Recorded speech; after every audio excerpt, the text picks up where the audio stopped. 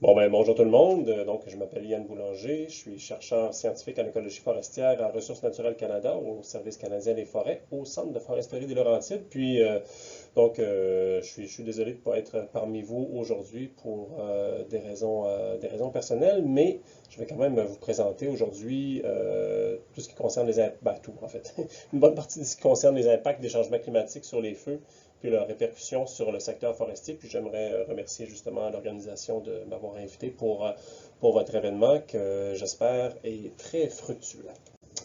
Vous le savez probablement, en 2023, c'est l'année de tous les records au niveau climatique. On peut voir que la température au cours des derniers mois, notamment au mois de juillet, août, septembre et octobre dernièrement, se situe à des anomalies au niveau global qui sont excessivement importantes. L'été qu'on vient de passer, notamment dans l'hémisphère nord, a été l'été le plus chaud jamais enregistré. Et on se dirige vers la fin de l'année avec une anomalie de température positive qui devrait se rapprocher de 1,5 degré par rapport à la période pré-industrielle, ce qui est vraiment très, très important. En fait, ça constitue un des seuils là, qui avait été enregistré, qui avait été identifié lors des accords de Paris là, il y a quelques années.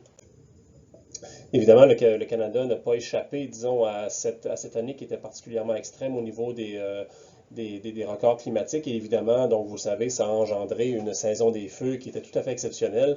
Ça a brûlé jusqu'à il y a quelques semaines. Au niveau du Canada, durant toute la saison de feu, il s'est brûlé plus de 18 millions d'hectares de forêt, ce qui est plus de deux fois le précédent record qui avait été enregistré en 1989 à 7,6 millions d'hectares. Évidemment, cette saison-là, elle a été spéciale dans plusieurs sens. Donc, évidemment, il y a beaucoup d'aires brûlées qui ont été enregistrées.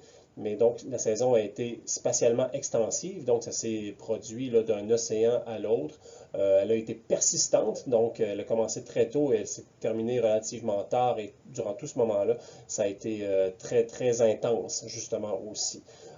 Évidemment, ces superficies brûlées-là, ces feux-là ont été je vous dirais, stimulés par une météo qui était tout aussi record. Vous avez justement à droite les valeurs enregistrées au cours depuis 1950, en fait, pour différents indices, que ce soit l'indice d'IFM, dont l'indice forêt météo, et ses différents sous-indices. Puis vous voyez que, en fait, le point rouge, ça représente 2023. Donc, vous voyez jusqu'à quel point 2023, qui est en haut dans le plafond, est totalement à des valeurs records, là, à une marge quand même très, très, très importante par rapport aux autres valeurs enregistrées depuis les 73 dernières années. On peut se demander jusqu'à quel point justement le changement climatique est à l'origine justement de ces feux-là, ou du moins des conditions qui ont mené au feu cette année. J'ai fait partie personnellement d'une étude du World Weather Attribution Initiative qui a justement démontré que les conditions météorologiques qu'on a observées, notamment durant les mois de juin, juillet, et qui ont mené au feu très important pour la très grande majorité du Québec, sont maintenant au moins deux fois plus probables en raison des changements climatiques qu'elles ne l'étaient avant. Ça ne veut pas dire que ces conditions-là n'avaient pas lieu avant, c'est juste que présentement, en raison des changements climatiques, elles sont au moins deux fois plus probables de se produire et ça va nécessairement aller en augmentant dans le futur. Justement, ici, une autre analyse qui a été effectuée par mon collègue Martin Girardin qui démontre justement que cette année, encore une fois, était très exceptionnelle au niveau de la sécheresse, notamment dans l'ouest et le nord-ouest du Québec, de même que dans le nord. On se rend compte que 2023, en fait, partout où c'est rouge avec des petits points blancs, ça correspond aux endroits où 2023 constitue une valeur record depuis 1900 au niveau de la sécheresse. Et vous avez les valeurs au 1er mai, au 15 juin et au 1er août. Et vous voyez que pour une bonne partie du territoire, on était vraiment dans des conditions de sécheresse très exceptionnelles qui n'avaient jamais été enregistrées au cours des 123 dernières années. Et d'ailleurs, les valeurs extrêmes semblent, ce que vous avez dans le graphique en bas, donc semblent s'en aller en augmentant là, depuis, entre autres, les années 2000.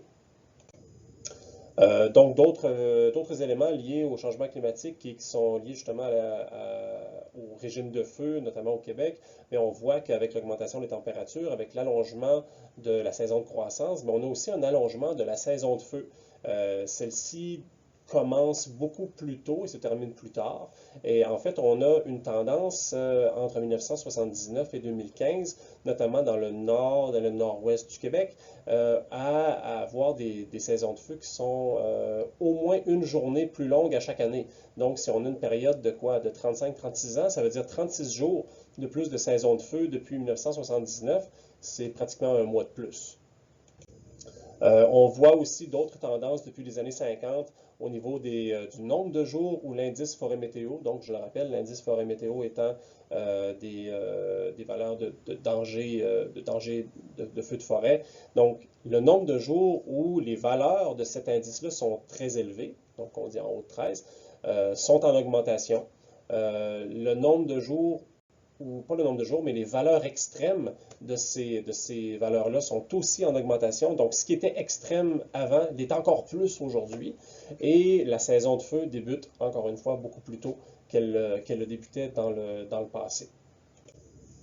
Lorsqu'on met ça sur une échelle plutôt à l'échelle globale, si on augmente les températures, si on augmente les conditions de sécheresse, évidemment, qu'est-ce qui arrive au niveau de la végétation? Bien, cette végétation-là, elle est beaucoup plus sèche, elle est beaucoup plus inflammable. Et partout où vous voyez du rouge ici, ce sont des endroits dans ce cas-là, je pense que c'est depuis les années 50, où on observe une augmentation de l'inflammabilité des combustibles. Je ne sais pas si vous voyez justement au Québec, on est vraiment dans une situation où, notamment dans l'ouest et dans le nord-ouest, l'inflammabilité augmente de façon très importante depuis les années 50. Ce qui fait en sorte que lorsqu'on met tout ça ensemble, donc allongement de la saison de feu, conditions de température, de sécheresse qui deviennent plus importantes, augmentation de l'inflammabilité du territoire, eh bien, on a une augmentation par le fait même des superficies brûlées de façon annuelle depuis les années 60. Donc, à chaque décennie, on augmente de 15 à 20 les superficies brûlées au Canada.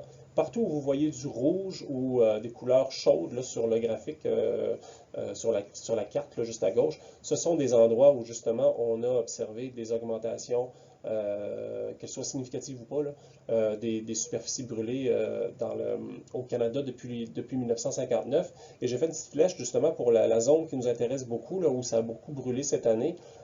Cette zone-là, entre 1994 et 2023, a brûlé à plus d'1% par année. C'est vraiment beaucoup. 1% par année, c'est une des zones au Canada qui brûle le plus, en fait, au cours des 30 dernières années.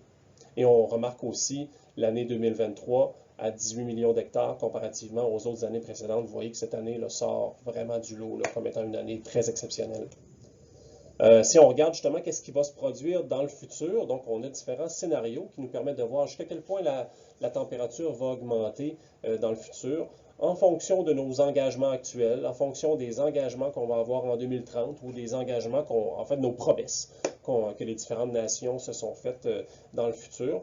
Et on peut résumer, dans le fond, ces scénarios-là en augmentation de température qui varie, dans le fond, à l'échelle globale entre 1,8, 1,9 degrés et 4,7 degrés si on est vraiment dans un scénario qui est très, très pessimiste. Selon différents organismes là, qui prévoient notre consommation, par exemple, d'énergie fossile pour les prochaines années, on devrait, si ça se poursuit là, tel que ce l'est présentement, on devrait quand même observer une augmentation de la température à l'échelle globale. Là, ici, c'est très important, à l'échelle globale, qui se situe près de 2,7, 2,8 degrés. Là. Donc, ce qui est vraiment beaucoup, et c'est surtout beaucoup plus que les seuils qu'on s'est fixés au cours des dernières années, qui sont plus autour de 1,5, 2 degrés Celsius. Au Québec, comment ça devrait se traduire? Donc là, je l'ai mentionné, c'est à l'échelle globale, ce que je vous ai dit. Donc 2,7, 2,8, voire jusqu'à 4 degrés dans certains cas. Au Québec, on est dans des latitudes nordiques et plus on est au nord, plus l'augmentation de température, par exemple, est importante. Et là, vous avez justement l'augmentation de température prévue jusqu'en 2100 au niveau du Québec. En rouge, vous avez un scénario plus pessimiste. En bleu, un scénario disons, qui se rapproche de celui dans lequel on est présentement, ou du moins dans lequel on se dirige, eh bien, on devrait observer au Québec une augmentation des températures d'entre, en fait, c'est quasiment 7 à 8 degrés dans certains cas, selon un scénario pessimiste, mais même un scénario tel qu'on le vit actuellement, là, une augmentation de température d'à peu près 4 degrés. C'est vraiment important. Puis vous voyez au niveau des précipitations, il y a une certaine augmentation, mais pas full.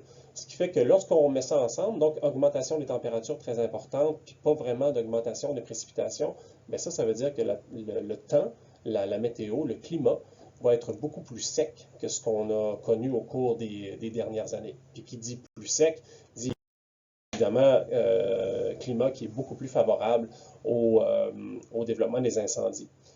Notamment la saison de feu, on en a parlé tantôt, qui s'allonge déjà, quasiment un mois de plus dans certains cas, bien, elle va s'allonger encore plus dans le futur.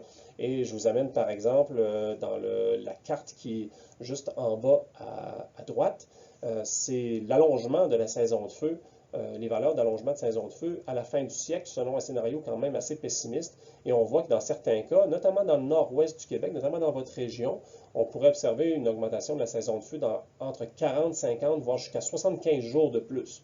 Ça, c'est 2 mois, c'est 1 mois et demi, 2 mois de plus là, que ce que ce l'est présentement. Là. Fait que c'est vraiment pas négligeable.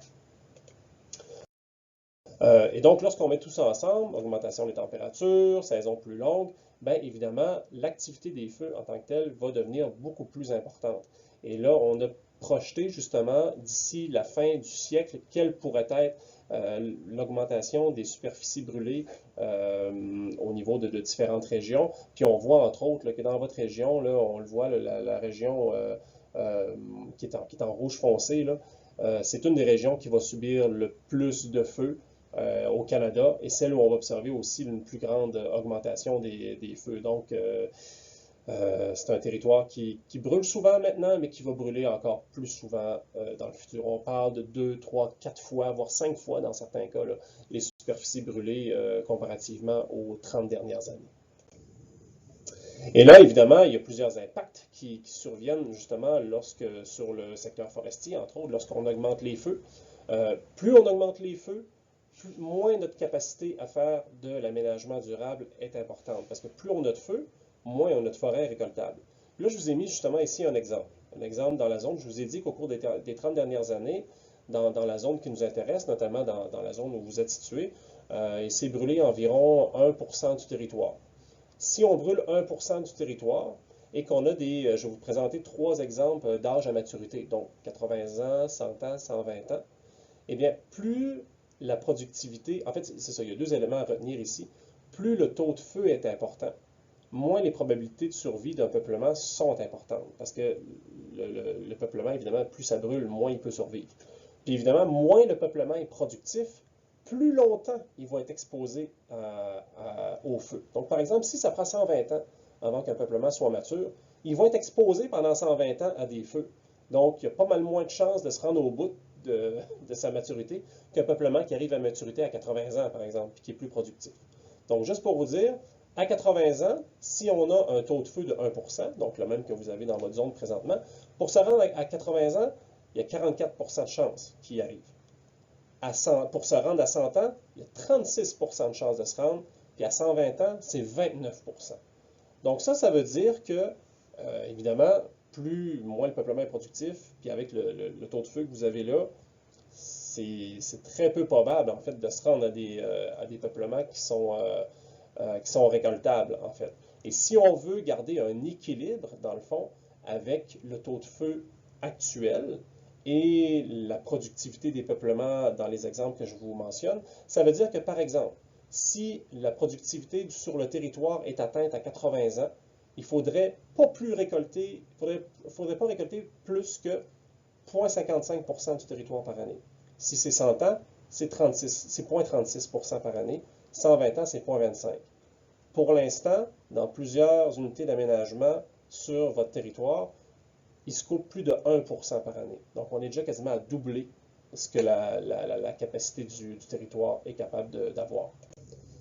En fait, on se rend compte que aussitôt que les taux de feu sont d'environ un cycle de feu de 200 ou 300 ans, ça veut dire le territoire passe au feu tous les 200 ou 300 ans, ce qui est un taux de feu d'environ 0,2 à 0,3% par année, ben, on est déjà dans des situations vulnérables dans certaines régions. Ça s'applique plus ou moins à votre région, mais plus ou moins, ça s'applique plus dans le nord, où la productivité est faible et les risques de feu sont quand même relativement élevés, ce qui fait que dans ce territoire-là, il y a peu de chances qu'un peuplement arrive à maturité avant qu'il brûle. C'est ça que ça veut dire. Et lorsqu'on regarde dans le futur, ben là, évidemment, si on augmente les feux, ça va être de moins en moins possible, justement, pour les peuplements d'arriver à maturité dans ce contexte-là, parce qu'ils vont être exposés à des feux beaucoup plus importants. Et donc, on se rend compte que, par exemple, vous avez certaines unités d'aménagement qui sont représentées ici dans le nord-ouest du Québec. Mais on a calculé que partout où c'est en jaune, orange ou rouge, si on continue de couper tel qu'on le fait présentement dans ces zones-là, et qu'on projette les feux, par exemple, pour 2025, pour 2085, on va se retrouver dans une situation où on coupe juste trop par rapport à ce que la forêt peut produire et par rapport au taux de feu qui est prévu justement dans ces zones-là. Puis j'attire votre attention notamment sur une zone qui est déjà rouge en 2025. C'est pas mal là que ça a brûlé cette année, entre autres. Et vous voyez que le rouge se répand de façon très importante là, par la suite dans le reste du territoire qui devrait subir justement des taux de feu très importants. Donc, c'est à prendre en considération. Mais ça, évidemment, c'est si les taux de croissance n'augmentent pas dans le futur. Mais là, on pourrait se dire, ah, ben là, avec les changements climatiques, la croissance va être meilleure, le peuplement va être exposé moins longtemps au feu, on devrait s'en tirer. Pas tant que ça. Donc, justement, on se rend compte que, ben ça, c'est des études qui ont été faites justement par Mathilde Pau. J'attirerai votre attention juste sur la dernière colonne, là, où il y a croissance future et feu futur. Donc, lorsqu'on tient compte de la croissance, ou du moins des changements dans la croissance future, et des feux futurs, on se rend compte que partout où c'est en jaune, ce sont des endroits en fait où il sera pratiquement plus possible de faire de l'aménagement forestier parce que même si la productivité va augmenter en raison des changements climatiques, parce qu'effectivement, dans le nord du Québec, s'il y a une augmentation de température, beaucoup de modèles prévoient que la croissance de l'épinette va être meilleure jusqu'à un certain point. Mais juste parce que les feux vont augmenter, les feux vont juste complètement effacer cette augmentation de productivité qui est due au changement climatique, voire rendre les peuplements encore moins récoltables parce qu'ils vont juste passer au feu.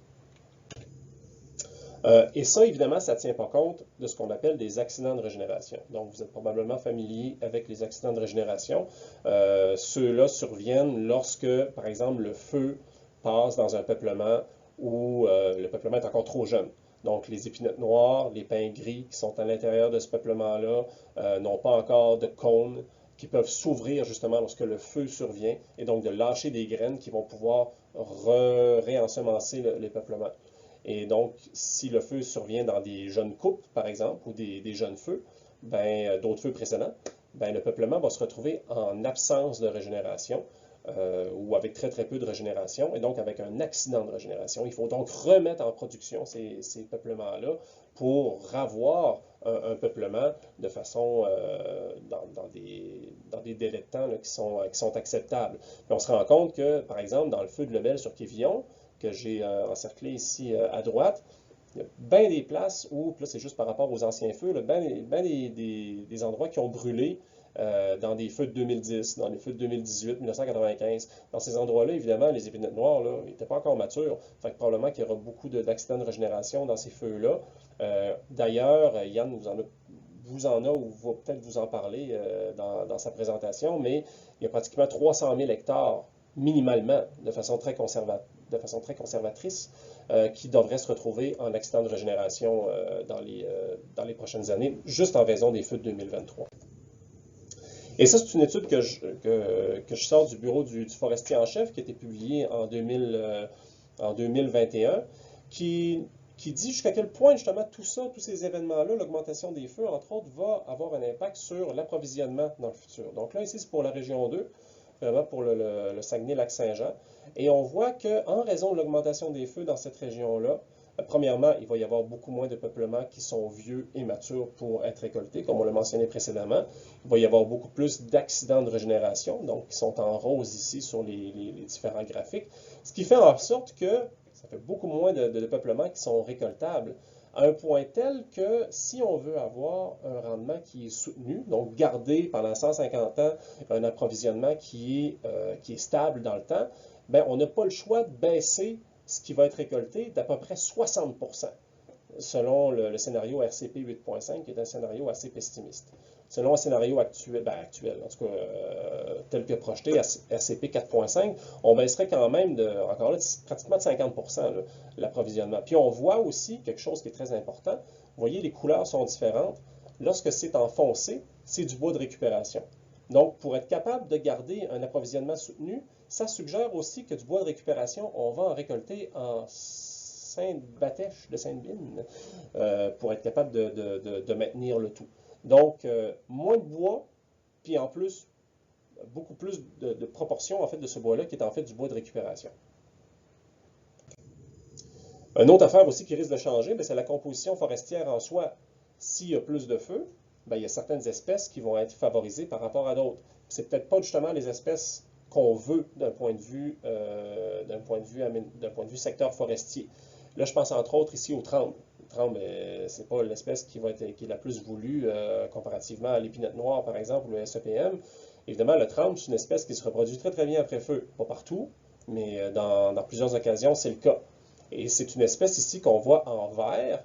Donc, lorsque c'est en vert, c'est lorsque la biomasse de cette espèce-là est plus importante qu'elle le serait sous un climat historique.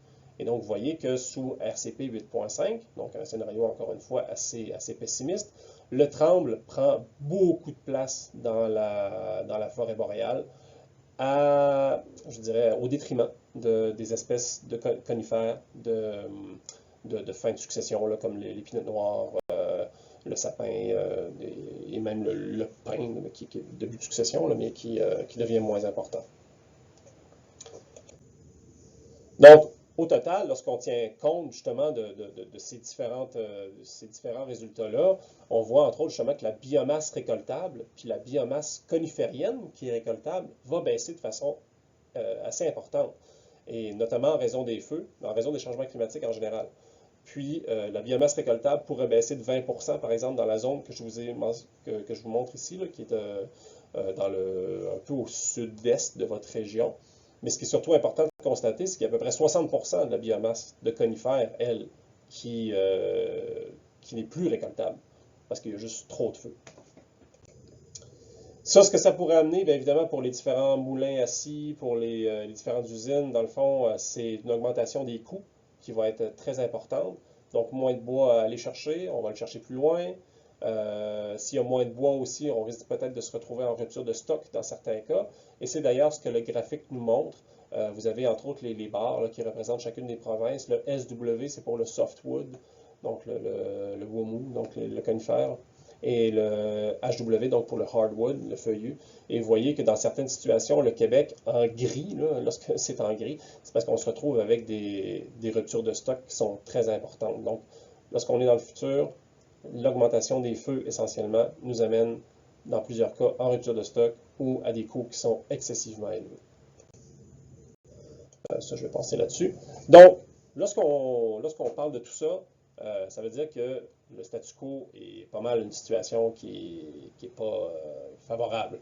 Parce qu'on voit qu'il va y avoir une augmentation des feux qui va être très importante. Et ça, évidemment, ça va ça va nécessiter des actions qui vont être assez importantes, à la fois aux échelles locales et aux échelles régionales.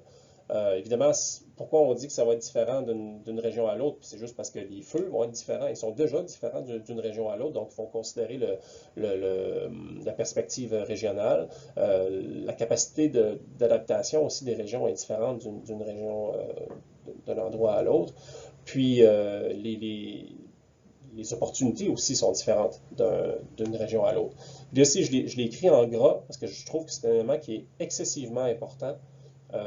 On est des chercheurs, on ne veut pas la mort des communautés forestières, évidemment, c'est au contraire, on veut leur survie.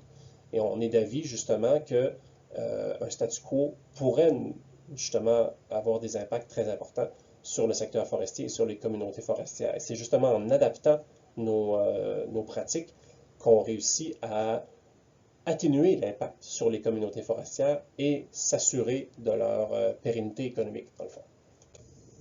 Donc, une des solutions, justement, qu'on peut proposer, puis vous allez certainement en discuter là, durant l'atelier, durant la conférence, ben, c'est évidemment d'avoir des réserves de précaution sur le territoire. Vous savez que donc, dans le nord du Québec, il y a déjà 2 unités d'aménagement où on a des réserves de précaution d'environ 20 donc où on garde le 20 ça nous permet, en raison des feux, parce que les feux sont très importants dans cette région-là, ça permet de s'assurer d'avoir une certaine pérennité de l'approvisionnement dans le temps, qu'il n'y ait pas trop de soubresauts, justement, dans le temps.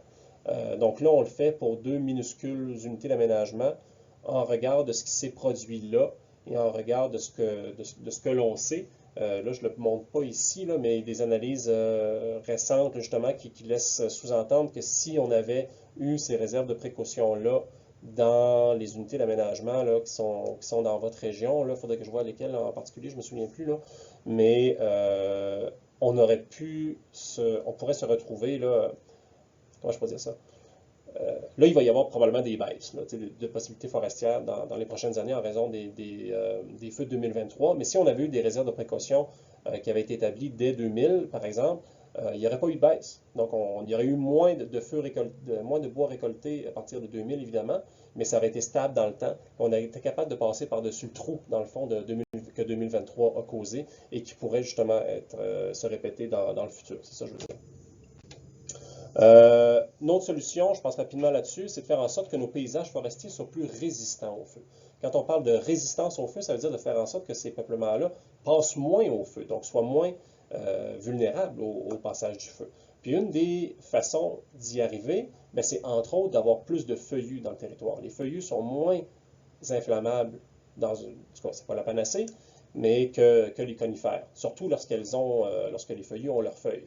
Du tremble, ça brûle quand même, mais ça brûle moins que les conifères.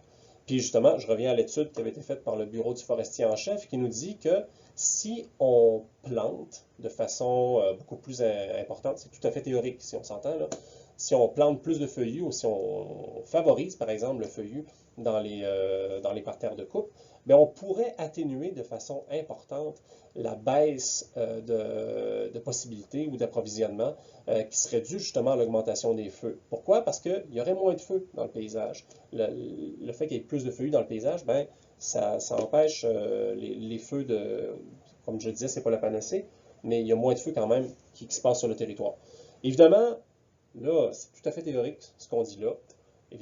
Évidemment, d'avoir plus de feuillus dans le territoire, c'est pas nécessairement quelque chose qui est souhaitable non plus à plusieurs égards, là, on s'entend, là, ne serait-ce que d'un point de vue biodiversité, ou bon, même c'est même pas possible sur certaines stations, par exemple, d'avoir du feuillu parce que ça poussera tout simplement pas. Mais on peut se dire que le feuillu pourrait être utilisé, par exemple, dans certains cas, pour protéger des investissements sylvicoles ou des communautés, des infrastructures. Puis ça pourrait être fait justement à ces endroits-là, par exemple. C'est un exemple. Un autre exemple, c'est d'avoir des paysages forestiers qui sont plus résilients au feu. Résilient, ça veut dire ça passe au feu, mais c'est quand même capable de revenir par la suite à des paysages qui sont forestiers, qui vont re-remplir leur rôle de service écosystémique, par exemple. Puis deux façons ici, deux exemples de pouvoir faire en sorte qu'on ait des paysages plus résilients au feu. Première chose, rappelez-vous les accidents de régénération dont je vous parlais. Ceux-ci étaient causés parce qu'il n'y avait pas d'arbres matures lorsque le feu passe.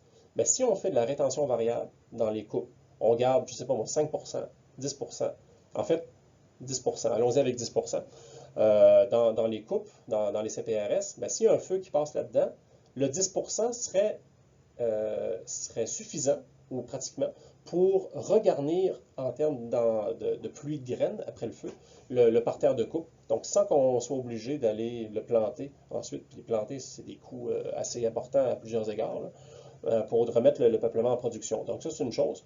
Deuxième chose aussi, c'est peut-être de favoriser les espèces qui elles-mêmes se reproduisent très facilement après feu. On a parlé du tremble avant, mais on pourrait très facilement aussi parler du pin gris.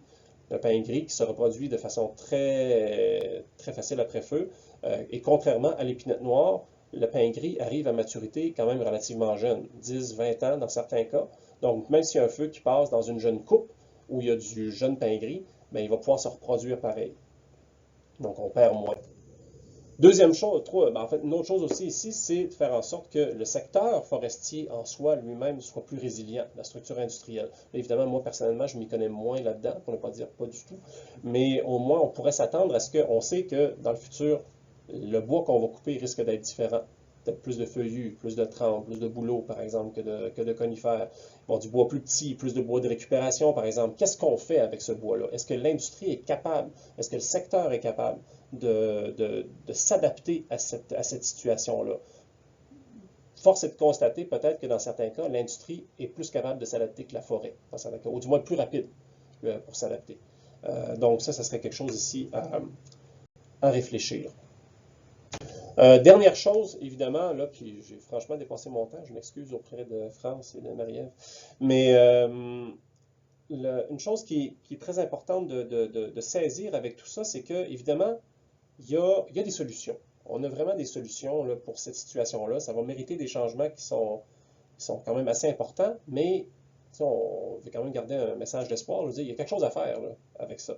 Euh, Puis les coûts peuvent être importants, il faut quand même les envisager, les calculer, mais souvent ces coûts-là sont moins importants que si on ne faisait rien.